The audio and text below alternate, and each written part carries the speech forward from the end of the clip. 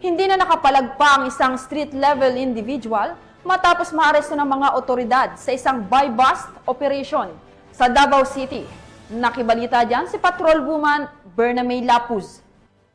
Arestado ang isang street-level individual sa isinagawang buy-bust operation ng Mandug Police Station sa Purok San Miguel, Barangay Indangan, Davao City nito lamang ika-19 ng Pebrero taong kasalukuyan.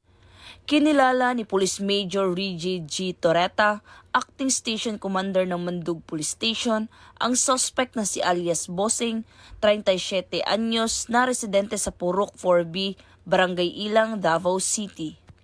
Dagdag pa, nakuha mula sa suspect ang 2 pakete ng hinihinalang shabu na may tinatayang bigat na 2.9 grams at standard drug price na 19,720 pesos.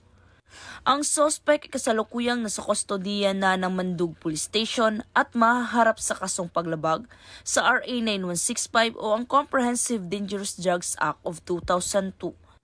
Samantala, ang laban kontra kriminalidad ay patuloy na pinapaigting ng Police Regional Office 11 sa pamumuno ni Regional Director Police Brigadier General Leon Victor 07 upang matiyak ang napapanatiling kaayusan at kapayapaan para sa bawat Davaoenyo. Mula dito sa Region 11, ako ang iyong PNN correspondent, Patrolwoman Bernamay Lapuz, alagad ng batas, tagataguyod ng Balitang Pulis.